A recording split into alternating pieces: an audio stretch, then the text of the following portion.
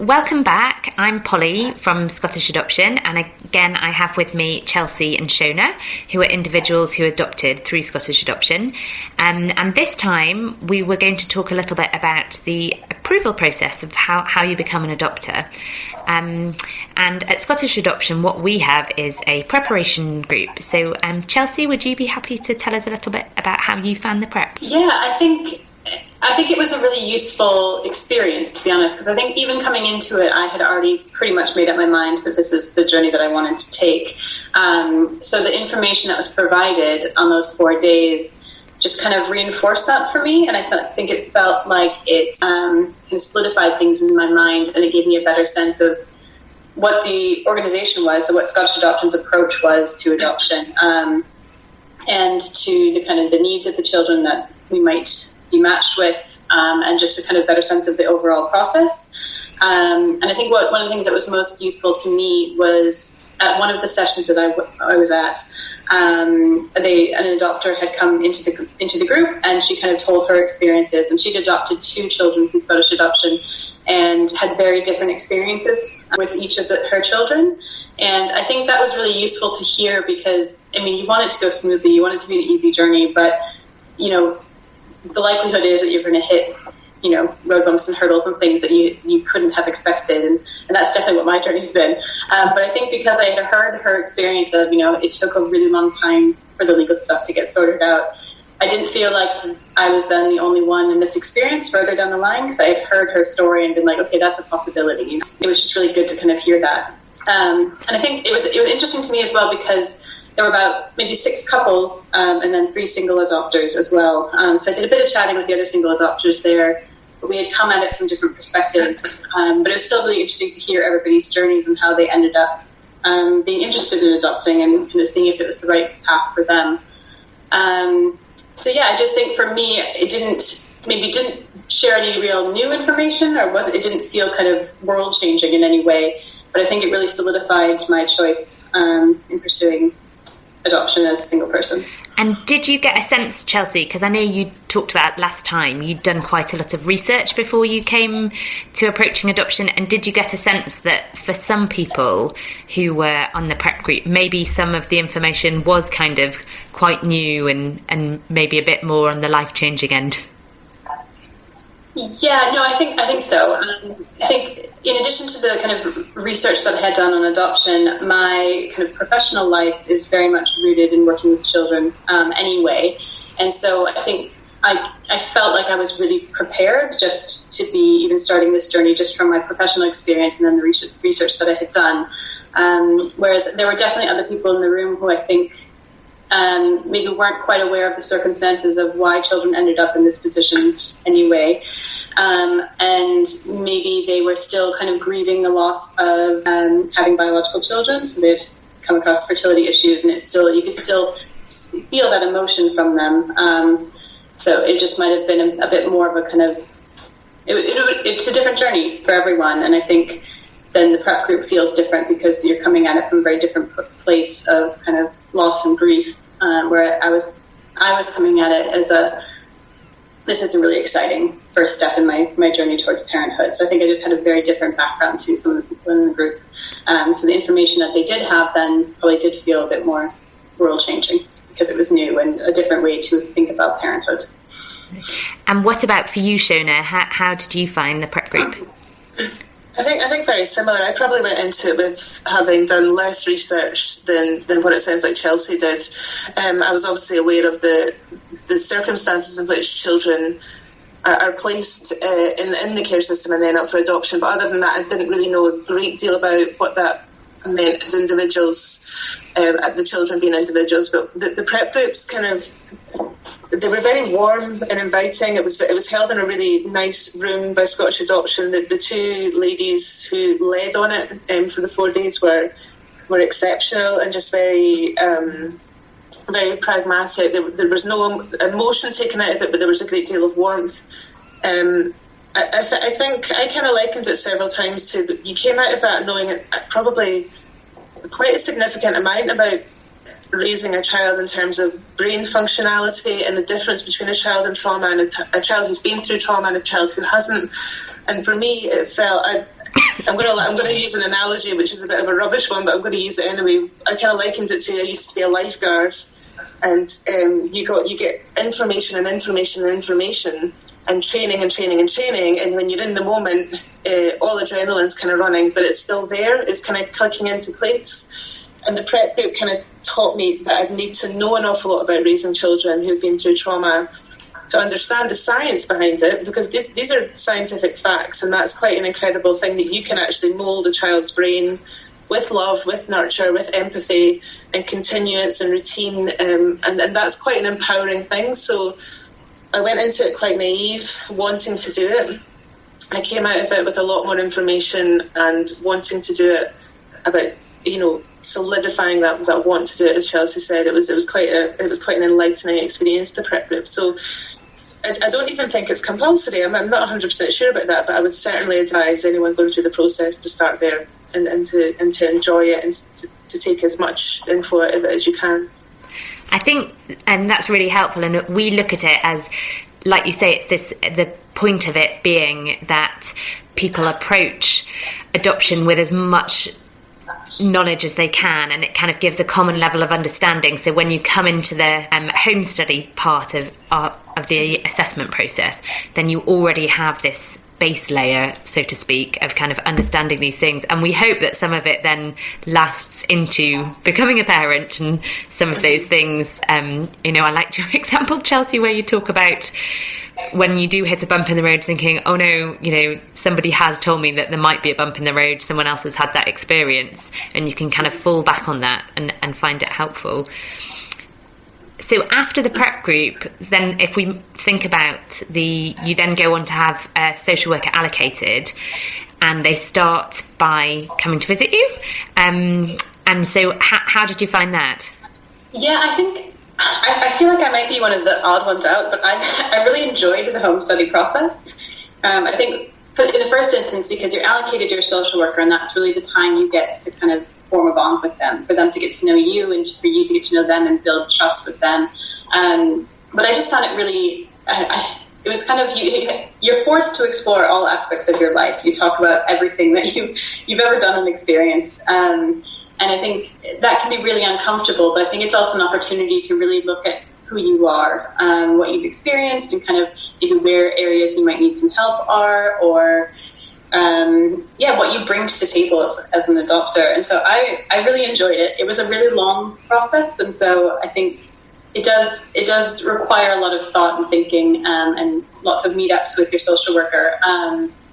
But at the same time, I never felt pressured or like I was being judged in that process. And so I remember having my social worker would come around for me once every 2 weeks, and we would have a chat, and she would take some notes based on what we talked about, but then she would also leave kind of questions for me to write responses to in between our meetings. And again, it just forced me to be really reflective on my life. And I think also because I'm an immigrant and because I'm constantly answering questions about my life, it didn't feel intrusive. But I can also recognize that for some people who aren't used to sharing information like this with a professional, that it would feel really kind of maybe difficult to open up those parts of your life to somebody else, and to show your vulnerabilities, and to show those things that maybe aren't so polished, those things you don't put on social media because you don't really want people to know about them.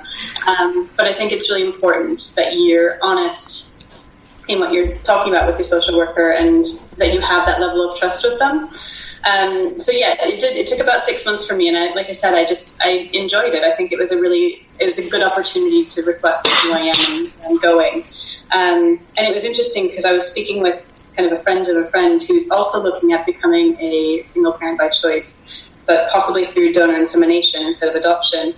And I was thinking about both the prep group and the home study process as just such a bonus, because it makes you think about everything in such more detail than you do, I think. And she wouldn't have that same opportunity going through donor insemination process, because she doesn't have that social worker. She's not going through the same approval process to become a prospective adopter. And so as we were chatting, she was like, no, you're right. I think I might try to find kind of a counselor who specializes in,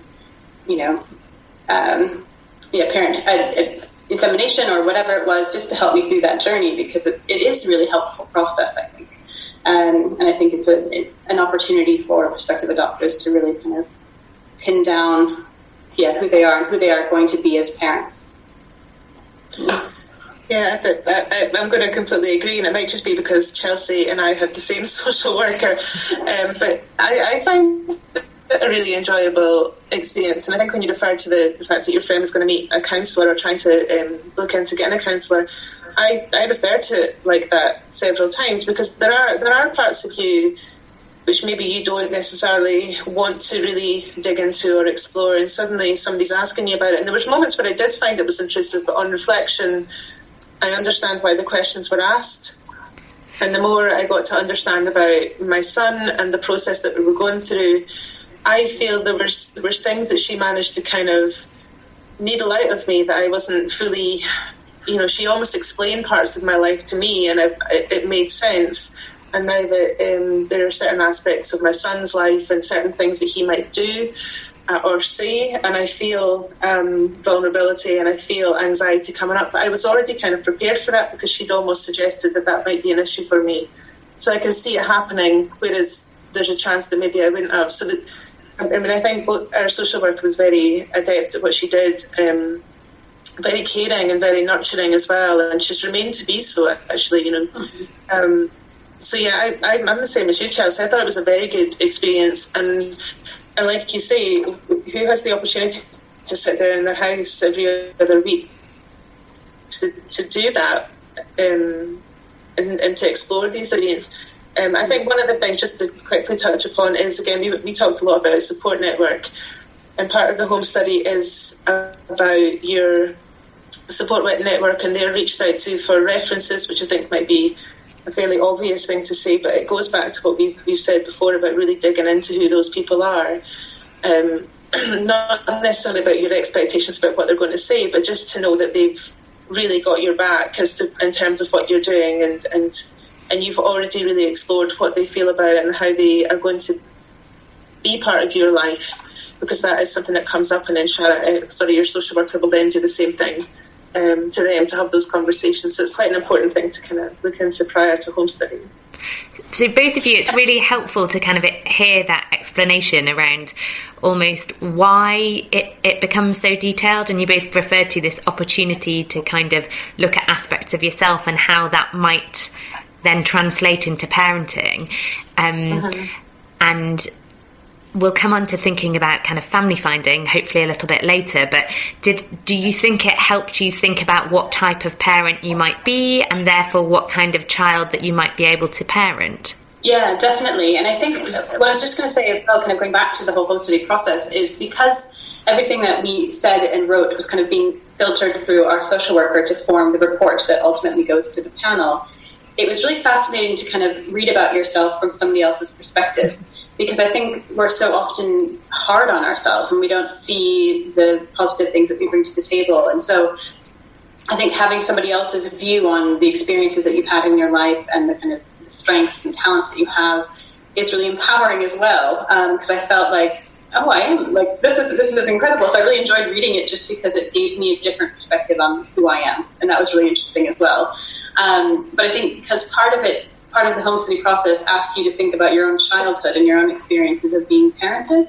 I think that's a really valuable thing to think about as well as when you're thinking about becoming a parent, because that will be ingrained in you, those experiences that you had as an early child. How your parents parented you will have an impact. And there may be choices that you want to make that your parents didn't make when they were raising you. So I think it provides, again, that scope to kind of think about how you want to parent. But it also, I think, recognizes, actually, I know in these circumstances, like Shonagh was saying, there's kind of how you react to things. So, for instance, I'm in these circumstances, I might kind of be impatient, or it might withdraw from the situation completely, or it might make me angry, or whatever it is. You kind of, again, have thought about it a little bit. And then you can perhaps, when it comes to then parenting your child, have that reflection and recognize when those situations are occurring and try to kind of turn it around and do something different, and making a choice to, this is my natural reaction, but actually what this child needs right now is something completely different, and I need to be able to recognize that and give them what they need in this moment. So I do think I think it's a really valuable process in looking at who you are going to be as a parent. And obviously, not everything goes to plan all the time, but it provides some insight into that, I think. But what you're describing, Chelsea, to me sounds like it's kind of giving you a way to skill yourself up as a parent. So even in that kind of moment of crisis, potentially you've responded in a way that maybe you wouldn't have wanted to respond, but afterwards you can reflect and think, oh, actually, I did respond in that way, and I know myself, and that is how I respond in these situations, and therefore I can think about it and help move on. And it can really help parenting in a way for a lot of people. Yeah, I think the report really does almost lay down the kind of roadmap of who you are and why you're going to make a good parent. Otherwise, there's no point in submitting it. But it is a lovely thing to read, and I think you don't necessarily go into this thinking about what kind of parent I'm going to be. You go into this thinking, I'm a good person, I've got a nice house, I'm financially stable. You go into it with, I think, more of a practical approach to it, knowing that you really want to do it, and that's almost like your complete skill set, knowing that you're a good person, you really want to do it. And you come out of it, like Chelsea said, kind of understanding what kind of parent you want to be, but also what kind of parent you might be. And you do have to measure this up, because every day parenting a child who's been through adverse experiences, which are most adopted children will have been, is not necessarily like parenting any other child. And you have to be ahead of your own emotions. And there are days when that's really tricky and really difficult. And like you say, to be able to reflect on why potentially that's happening, you can then go and sit down and phone the right person, or speak to the right person that maybe can talk you down or calm you down. But you've already sort of understood that aspect of yourself. It's a lot about self-reflection, self-recognising your own strengths and your own weaknesses, and the report is again an opportunity to look at yourself in a different perspective and to see that. Thank you. So when that's all been completed, your home study's been completed, you then go on to an approval panel, where typically it's run by an independent chair. There's some other people generally on the panel who've got experience of adoption, so potentially an adoptive parent, someone who was adopted themselves as a child, a social worker specialising in adoption. How did you both find that approval panel? Terrifying.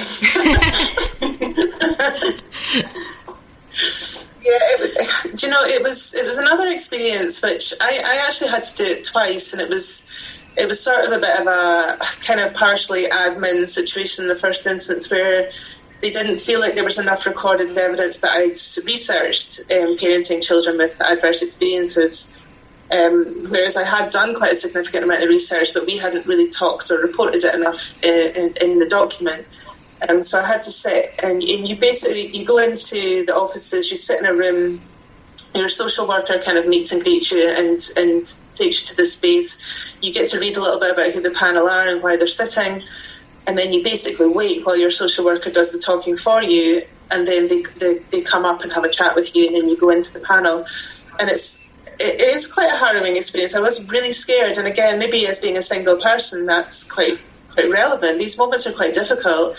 My parents were in the city when I was doing it, so they can meet me afterwards. But I actually think maybe having somebody there to kind of hold your hands, because that is you're laying yourself quite bare for a panel of people. And in the first instance, when the report didn't go through, and it was only delayed for a month until it was resubmitted, but that was such an emotional moment. I struggled to contain myself after that, and it wasn't a rejection. It was, we need more information on this, so it's been delayed. But I realised how much it meant and how massive it was, because the minute that was said, I could barely hold it together. I was so distraught, and it was simply a case of a delay. It wasn't that you're not doing it.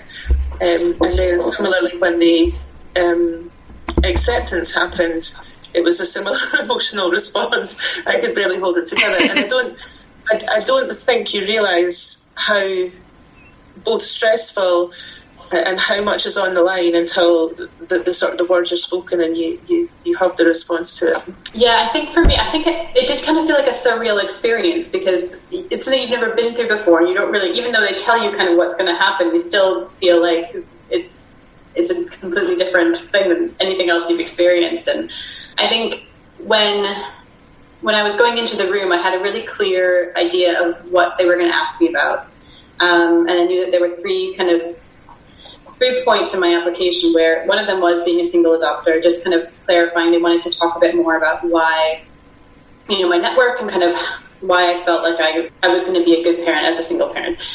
So that wasn't a surprise. And then there were two other points in my forum that I knew were going to not raise issues, but just kind of, they were going to stick out. And both of them were brought up. And so I felt better, kind of, because I could foresee that happening. And so I had a bit of time to kind of think about and prepare that. And it's something that my social worker and I discussed beforehand as well, about these kind of areas. And so I was nervous. I wasn't scared necessarily, but I think it is that way, that you do feel like they're judging you, but at the same time, I still felt like there was a warmth there. I felt like these people, they want to find prospective adopters, and they want to be supportive of that. And it's not that they're, making sure you measure up. It's more that you're prepared, and that you know what to expect, and that you really thought about this. And so I felt there was a warmth between the panel and myself. I did cry. I cry most things, so it wasn't a surprise to me that happened either. But I did feel it's overwhelming in the moment, and I think it is. Your emotions are running high. You're like, I know what I'm talking about, and I know how to explain this, but it still felt kind of overwhelming. Sometimes the importance of the message you're trying to get across can feel quite overwhelming in its sense. Yeah, and so I remember kind of crying my way through a couple explanations of things, but then I managed to pull it together and finish on a strong note, I think. And then once you've kind of had your conversation with the panel, you go back through to another room, and you're kind of waiting for them to have a final discussion with your social worker about, if you've been approved or not. And so I think that was really nerve-wracking as well. But I think, like Shonagh mentioned, I had a friend meet me, and so she was with me from that time. And so at least I had somebody to sit with and chat with, and I wasn't alone while you're waiting for your kind of fate to be decided, I suppose.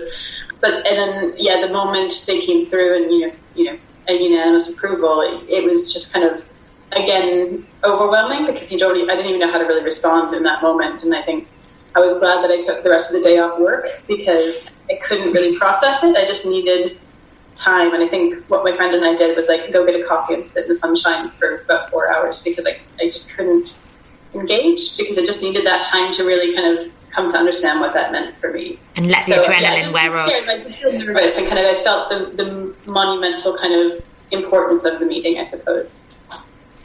Thank you both of you. That's been really helpful and interesting. Hopefully for some people who are thinking about adopting or are going through the process right now, it might have provided them with some useful insights. Next time, it'd be great if we could talk about the next stage of the process, which is family finding, and I very much look forward to meeting with you then.